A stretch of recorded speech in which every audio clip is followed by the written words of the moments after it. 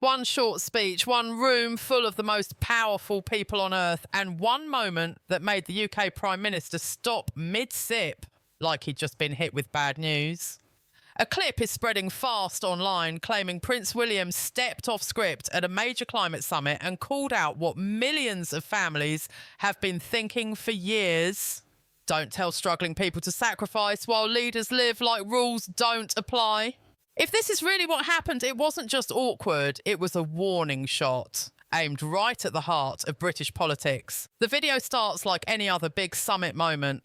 Bright lights, flags in the background, rows of suited leaders, and cameras ready for the usual safe lines.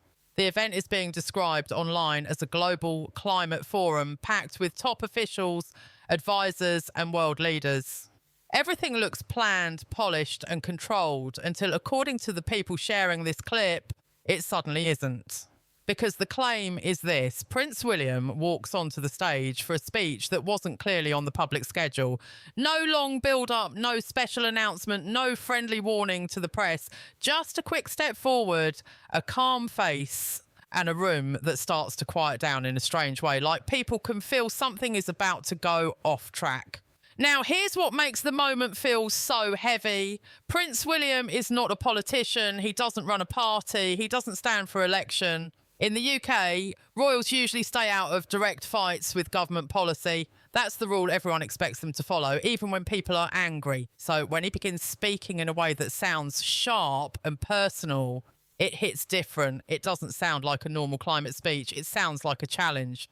The opening line, as the clip is being quoted online, lands like a slap across the room. The message is simple. You can't keep lecturing families about climate sacrifice while leaders fly in private jets and live in buildings that cost a fortune to heat. It's not a long sentence. It's not fancy, but it cuts straight through the room because it's a fairness argument, one that people understand in 2 seconds. And that's where the cameras matter. Because the camera doesn't only show William, it shows faces, it shows reactions, it shows the Prime Minister sitting close to the front, and in the clip, he looks stiff, like he wasn't ready for this. In the online narration around the clip, people describe him freezing for a moment, holding his glass, eyes fixed ahead. Whether every detail is exactly as the internet is claiming or not, the point is clear. The room feels tense, and everyone knows who the words are aimed at. This is the kind of moment that doesn't need name-calling to be brutal. You don't have to say you or point a finger. In a room full of leaders, everyone understands what hypocrisy at the top means. And if the public believes this was real, the political damage isn't about one speech, it's about what the speech represents. Anger that has been building for years, finally said out loud in a place where nobody expected it. And right here is where the story turns into something bigger than climate policy, because the clip isn't just saying be greener. It's saying be honest. It's saying don't make rules for people who are already struggling while you live above those rules. That is why online people are calling it a royal break from the normal silence, not because it's loud, but because it's direct. And if this really happened the way the viral posts claim, then the next question is obvious. What pushed Prince William to say it now on that stage in front of the world? Because for someone in his position, you don't do that unless you believe something has gone too far. In the next section, we get to the spark, what policy people say triggered this moment, and why pensioners and ordinary families are at the centre of this storm. To understand why this moment hit so hard, you have to look at what had just happened back home in Britain days earlier. According to the reports spreading online, the government had announced a new push on climate rules, focused on how homes are heated. On paper, it was sold as necessary and urgent.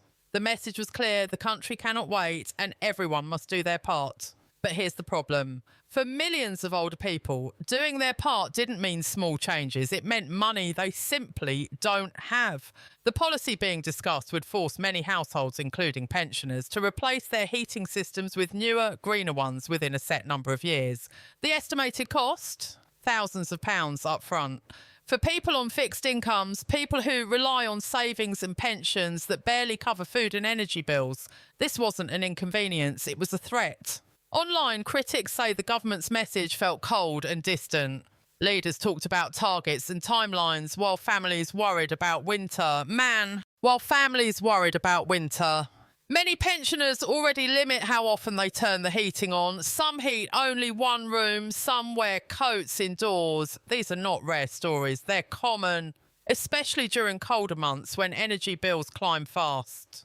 This is where Prince William's role becomes important in the story people are telling. In the weeks before the summit, he had been visiting communities across the UK. Not fancy events, not big stages, small homes, local centres, quiet conversations.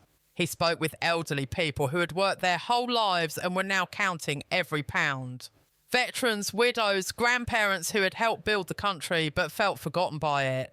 These visits weren't dramatic. There were no shouting crowds, just cold rooms and honest talks.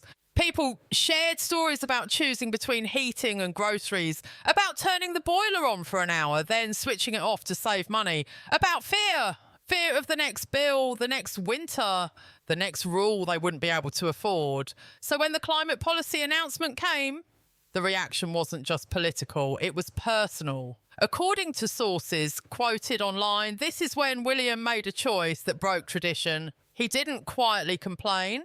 He didn't send private messages. He decided to speak where it would be impossible to ignore. That's why the speech, as it's being described, didn't sound like a technical climate talk. It sounded like someone repeating what he had already heard in living rooms across the country. When he spoke about people who will never feel that cold, it wasn't an abstract line. It was a reminder that decision makers live very different lives from the people affected by their choices. And this is what made the moment dangerous for the government. Because once the story becomes about pensioners, it stops being about politics. It becomes about fairness. It becomes about dignity. And when the public hears that someone with a global status is saying what they feel, it validates their anger. By the time William stood on that stage, the issue was no longer just climate policy. It was trust. Trust that leaders understand real life. Trust that sacrifice is shared, not pushed downward. And in the eyes of many watching online, that trust had already been broken before a single word was spoken. In the next section, we get to the moment that changed everything, the photograph, the silence, and the reaction that turned a speech into a global headline. What turned this from a tense speech into a full-blown political storm was what happened next, as the story is being shared.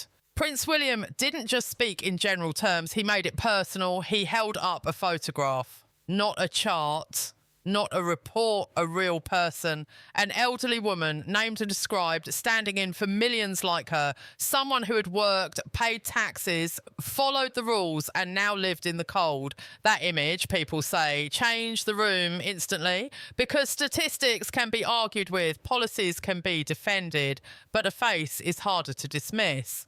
The message was simple and painful. This is who pays the price when decisions are made far away from real life. When he said that forcing someone like her to find thousands of pounds was not leadership, but cruelty, the silence didn't last long. Applause followed, long, loud, and impossible to ignore. This is where the situation crossed into dangerous territory for the government. The reaction wasn't limited to one country or one political side. Leaders from different nations stood. Cameras caught nods, claps, and expressions of agreement. And right there in front of everyone, the contrast was clear. A royal figure speaking about human dignity and an elected leader left with nowhere to look. Within hours, the fallout spread. Online platforms exploded. Clips were shared with captions like, "Finally, someone said it," and "This is what leadership looks like." Hashtags began trending. Pensioners posted their own stories. Short videos showed cold homes, unpaid bills, and shaking hands, holding letters from energy companies. The speech became a symbol. Whether every detail was perfect or not, markets reacted too, according to reports. Investors hate uncertainty, and this moment created it. When people believe a major policy could collapse under public pressure, money moves fast. Poll numbers shifted, trust numbers shifted even faster, and inside government circles, silence became panic. Then came the palace response. Carefully written, calm in tone, but clear in meaning. It praised compassion. It spoke about balance. It used words like dignity for people who understand how rarely that kind of language is used in public statements. The signal felt strong. Many read it as quiet support, not correction. The Prime Minister's response, however, only poured fuel on the fire. By pushing back and framing the moment as interference, he seemed to miss what the public was reacting to.